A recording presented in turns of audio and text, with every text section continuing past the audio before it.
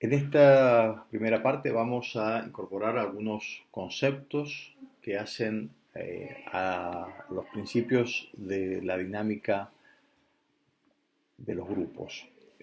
¿Cuáles serían las, eh, las condiciones básicas para el aprendizaje? Eh, Vamos a detenernos cómo pensar el tema de los objetivos de los grupos, y también a incorporar la importancia de lo vincular, y incorporando algunos conceptos como el de esquema referencial y el de los ámbitos. Y finalmente vamos a revisar lo que es el proceso de los grupos a partir de las contradicciones que hay al interior de este proceso, y reconoceremos cuáles son los vectores o las fuerzas que intervienen en la dinámica de los grupos. Comenzamos por los 8 principios básicos que elaboró el psicólogo norteamericano Jack Gibb, que pueden servir de guía y de orientación para el aprendizaje del trabajo en grupo. En primer lugar, habla del ambiente o la puesta en escena.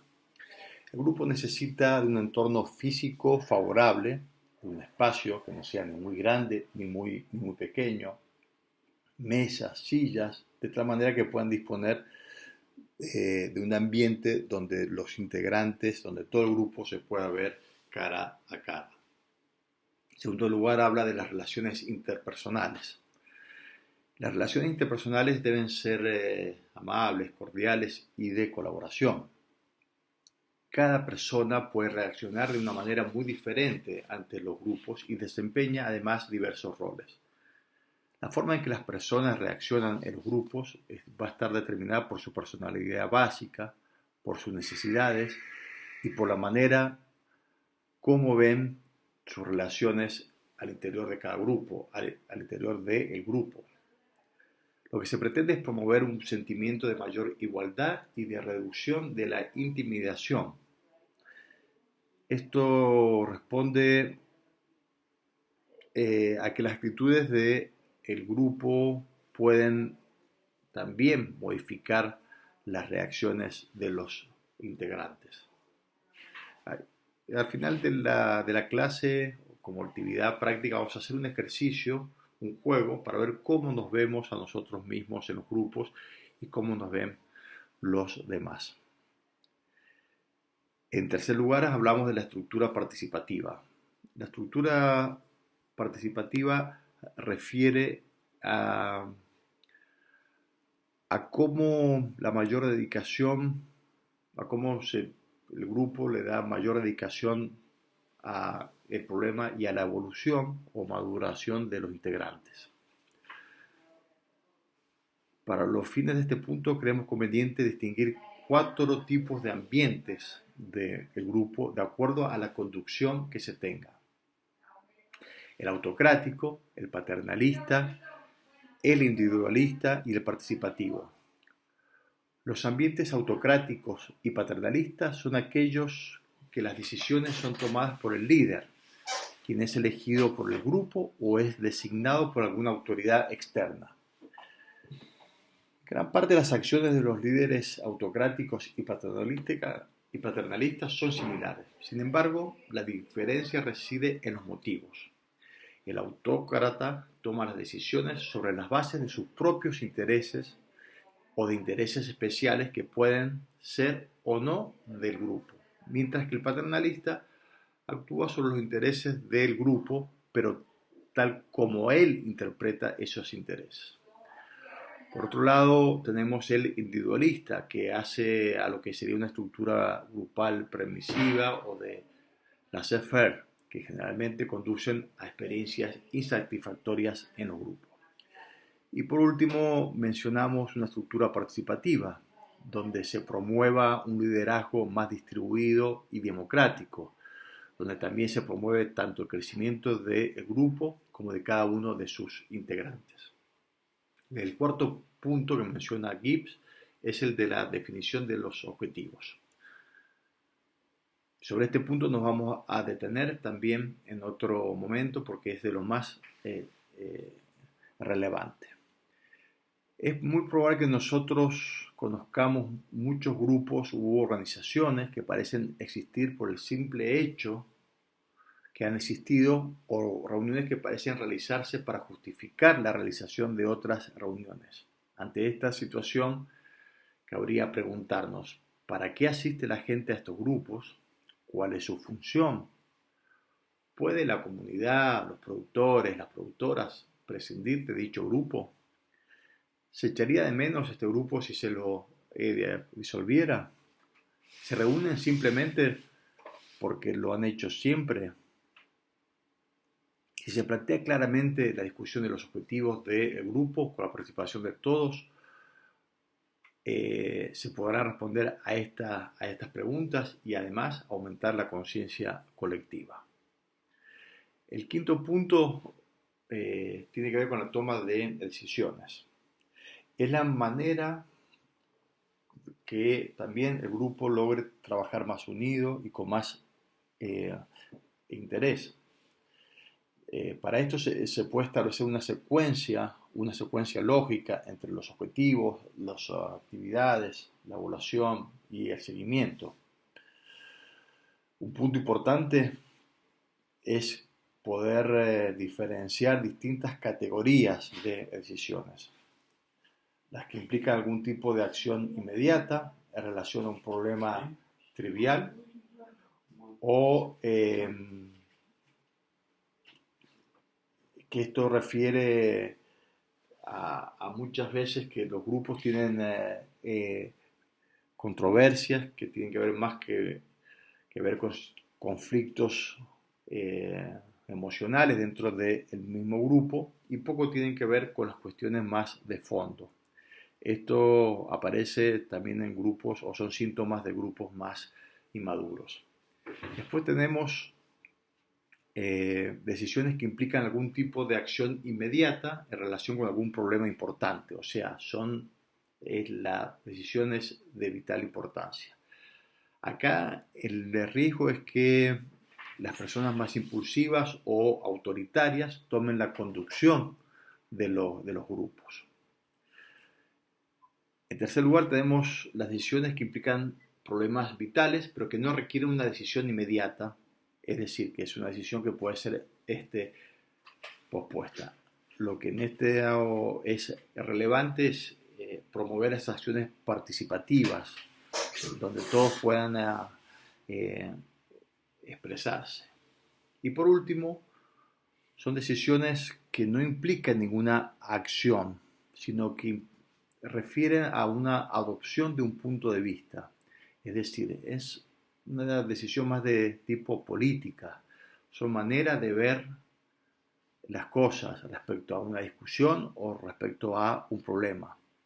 No siempre es necesario en este tipo de decisiones llegar a una conclusión definitiva, ya que por un lado no se pretende que se limite la reflexión y por otro lado que las circunstancias pueden modificarse y requerir discusiones posteriores. El sexto punto tiene que ver con la flexibilidad. Los objetivos establecidos se deben llevar a cabo, pero si nuevas necesidades o circunstancias aconsejan una modificación, es necesario que haya flexibilidad y adaptación a los nuevos requerimientos. Es decir, un grupo debe de tener una agenda de trabajo, la cual debe ser cumplida hasta tanto se formulen o reformulen nuevos objetivos sobre la base de nuevas necesidades. El punto 7 refiere al análisis del proceso. Se trata de comprender cómo se dan las interacciones entre los miembros, los conflictos, el cumplimiento de los objetivos, las motivaciones. El grupo debe aprender a distinguir entre el contenido de la actividad misma, entre lo que se dice y cómo se dice. Hay que estar muy atento a lo que pasa en el grupo mientras trabaja, los diferentes roles, las reacciones, las tensiones, los conflictos, etcétera. Y por último, la evaluación continua. El grupo debe de tener en todo momento, debe de saber en todo momento si los objetivos y la actividad responden a las conveniencias e intereses de los miembros. Para ello hay que hacer una evaluación para saber si el grupo está satisfecho del trabajo que hace. Diremos que estos principios básicos se deben de ir consiguiendo paso a paso, poco a poco, ya que los grupos no nacen, sino que se van construyendo como parte de un proceso. Nos vamos a detener en el punto de los objetivos del grupo. Los objetivos del grupo aparecen como común denominador en casi todas las definiciones para poder entender lo que es un grupo. Lo primero que surge es que los objetivos deben ser compartidos. Sin embargo, hay autores que destacan que estos objetivos, más que compartidos, deben ser simplemente compatibles. Esta diferencia es importante, ya que si bien contar con un grupo o un colectivo que tenga los mismos objetivos es deseable, basta con que sean compatibles. Es decir, se trata que el trabajo grupal ayude a todos los participantes a alcanzar sus objetivos, aunque estos sean diferentes. Por ejemplo, en una cooperativa puede suceder que algunos estén interesados en mejorar sus condiciones de comercialización, de aumento del volumen, otros pueden estar interesados en aprovechar los servicios que la cooperativa brinde, o interesados tan solo en la satisfacción por los vínculos sociales que pueda obtener a partir de la pertenencia a la cooperativa. Lo importante es que en un grupo todos los participantes vean facilitado el cumplimiento de sus propios objetivos a partir del trabajo colaborativo o cooperativo con otros. El núcleo de la problemática de la cooperación se comprende cuando se lo piensa en relación a los conceptos de interdependencia y riesgo. La interdependencia hace referencia a que los participantes, pensemos por ejemplo en este caso de productores de la cooperativa que pretenden mejorar las condiciones de comercialización de sus productos a partir de este trabajo cooperativo, dependen de sus pares para alcanzar sus objetivos. En este sentido, existe el de riesgo de que algunos productores opten por vender de manera independiente, por obtener un beneficio individual, dejando al colectivo en una posición mucho más frágil. A nivel conceptual, el riesgo refiere a la posibilidad de que uno o más participantes no tengan en cuenta las necesidades o los compromisos asumidos por los otros. A esto se le llama incertidumbre social, la posibilidad de ser engañados o aprovechados por otros. Así, la cooperación en los grupos es un dilema, ya que se puede optar entre asumir el riesgo de cooperar esperando obtener mayores beneficios o actuar de manera independiente reduciendo los beneficios y los riesgos potenciales. En este contexto no parece extraño la reticencia muchos al trabajo en grupos, ya que hay diversos estudios también que han demostrado la tendencia a reducir los riesgos en las actividades de los productores.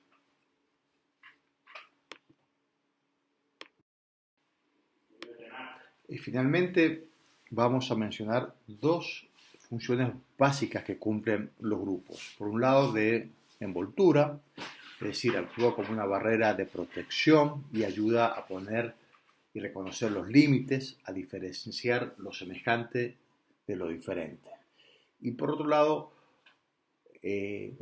aparece como un entramado en cuanto a que se van conformando una red de relaciones internas y externas en el grupo. Sobre este punto nos vamos a detener y avanzar sobre la importancia de lo vincular en los grupos.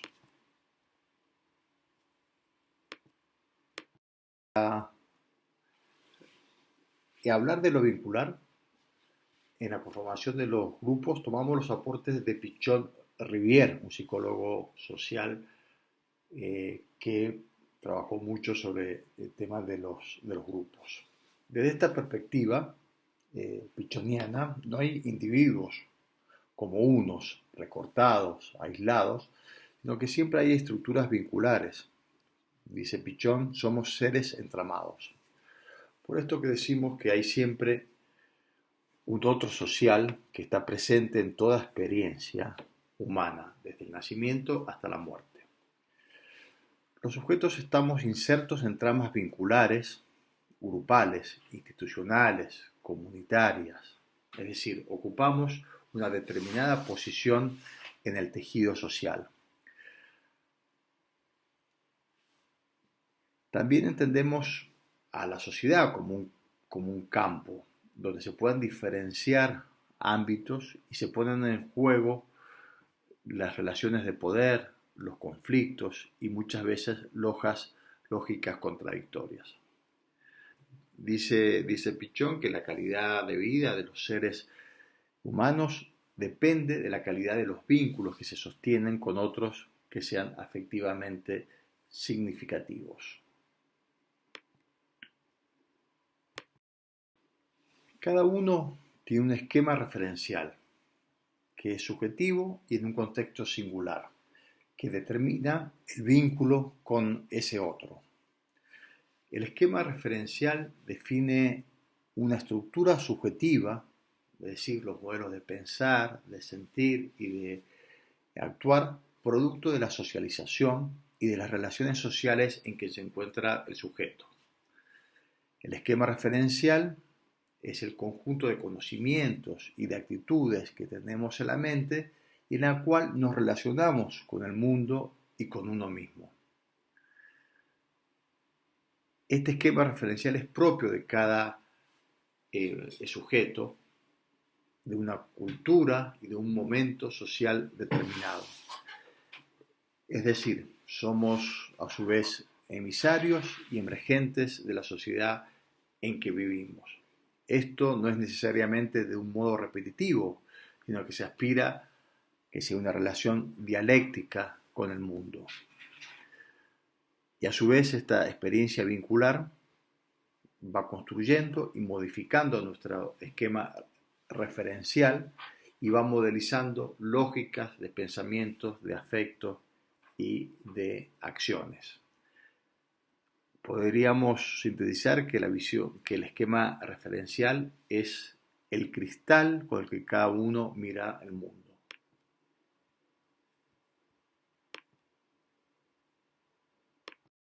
Este espacio de lo social, de nuestra relación con el mundo, se diferencia a su vez en ámbitos. Como sujetos no estamos insertos en la sociedad como un todo, sino en grupos específicos, grupos familiares, sociales, de trabajo, de estudio, etc. Y producimos en ciertas instituciones y que a su vez forma parte de una cultura particular. Y cada ámbito tiene reglas de juego y lógicas específicas que a su vez se interrelacionan entre sí. Para Pichon, la sociedad es como una red vincular y es como un entramado relacional y distingue 4 ámbitos: el sujeto y su esquema referencial, el grupo, las instituciones y la comunidad. Como para finalizar este apartado, planteamos que cuando trabajamos con grupos debemos reconocer la historia, la identidad de cada miembro, examinando cómo fue su proceso de socialización, desde las características, la personalidad básica, su historia, el entorno directo, la familia, los grupos sociales, las amistades y por último el contexto institucional y social, cuáles son el rol de las instituciones, la época, la cultura y las condiciones políticas y sociales en que vive. Esto es un proceso dialéctico entre que la socialización del individuo en su medio y por otro lado el proceso de individualización, es decir, de sostener la identidad de la persona. En esta segunda parte de la clase nos detenemos para incorporar algunos conceptos en torno al proceso grupal. El proceso grupal no es lineal, sino por el contrario es contradictorio, donde el desafío es sostener un diálogo crítico, donde se alternen los interrogantes y las ideas múltiples. Pichon Rivière identifica 8 contradicciones, 8 tensiones por las que atraviesan los grupos. Estas son, por un lado, la relación entre la verticalidad y horizontalidad. Esto refiere a la tensión entre sostener la individualidad del grupo o la tendencia hacia la masificación. La segunda contradicción o tensión es entre heterogeneidad y homogeneidad. Esto refiere o lo que se pretende es poder sostener la mayor heterogeneidad entre los miembros, pero a su vez la mayor homogeneidad en la tarea grupal. La tercera refiere a las reglas constantes o el proceso grupal. Acá tenemos que entender que los grupos de trabajo son grupos artificiales, es decir, es esperable que se establezcan reglas, pero que estas reglas no se conviertan al grupo en algo estático. El cuarto refiere a lo imaginario individual o al imaginario del grupo, que es lo que se privilegia más de estas representaciones o desde lo individual o las representaciones desde lo grupal. En quinto lugar se plantea lo manifiesto y lo latente. Por un lado, aquello que es lo consciente y lo voluntario, y por otro lado, lo latente, que se expresa de distintos modos, los malos entendidos, los fallidos, el clima grupal en que se encuentra ese grupo. El séptimo punto tiene que ver con la tarea o la pre-tarea. En el grupo la tarea es lo esperable y lo que se privilegie, la tarea explícita, pero también es importante aquellas otras tareas que son implícitas y que hacen al sostenimiento grupal y al sostenimiento de un clima de trabajo. Y por último, hablamos de el sostenimiento del proyecto y la resistencia al cambio. Pichon habla de dos miedos básicos en los grupos, ya que todo proyecto en un grupo implica un cambio y por tanto siempre estará un opuesto contradictorio, la resistencia. Estos procesos de aprendizaje o de interacción en los grupos generan estos dos miedos básicos, el miedo a la pérdida y el miedo al ataque. El miedo a la pérdida refiere a la pérdida del equilibrio de lo ya logrado en la situación anterior.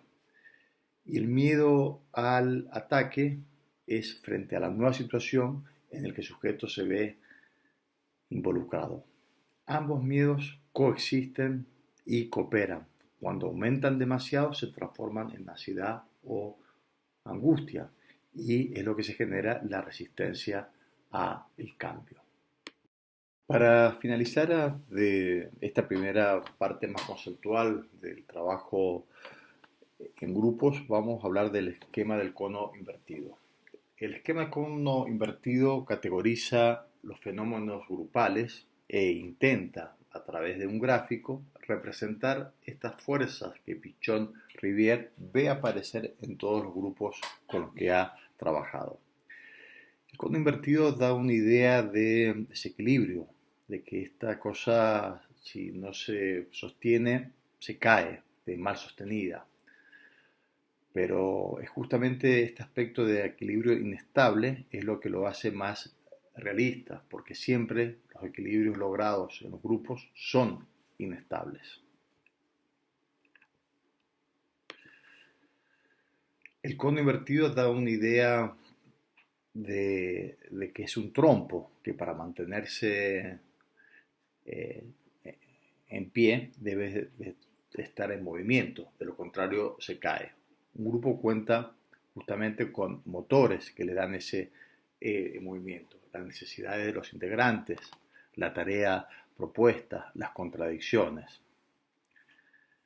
En ese sentido es que establece los vectores o las fuerzas que intervienen, que van en la parte superior de lo manifiesto y en la parte inferior, en la punta del cono, el latente. El primer vector o la primera fuerza de esta categorización es el de afiliación.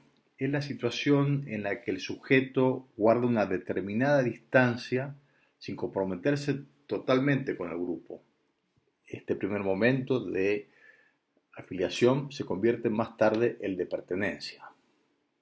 Ya la pertenencia entonces designa una mayor integración al grupo y una capacidad de compromiso con la tarea. Es ya sentirse comprometido con el destino del grupo. El otro vector es el de cooperación, que consiste en la contribución, aún silenciosa, a la tarea de grupo. A través de la cooperación manifiesta el carácter interdisciplinario del grupo operativo y el interjuego entre la verticalidad y la horizontalidad del grupo. El vector de pertinencia consiste en el centramiento del grupo en la tarea prescripta. La calidad de esta pertinencia se evalúa de acuerdo al monto de la creatividad y la productividad que el grupo tiene. El otro vector es el de la comunicación. La comunicación que se da entre los miembros puede ser verbal o preverbal, a través de gestos. Dentro del vector de comunicación se toma en cuenta no solamente el contenido del mensaje, sino también el cómo y el quién del mensaje, o sea, la metacomunicación. Cuando el contenido del mensaje y la metacomunicación no coinciden, se configura un malentendido. Después tenemos el vector de aprendizaje, que se logra por la sumación de la información. En un determinado momento se produce un cambio cualitativo en el grupo, que se traduce en términos de resolución de tarea, la adaptación activa a una realidad nueva, la capacidad creativa, la posibilidad de generar proyectos, etc. Y por último, aparece el vector de la tele. Esto es un concepto que viene de un psiquiatra que se llamaba Levi Moreno y que refiere a una disposición positiva o negativa para trabajar con el otro.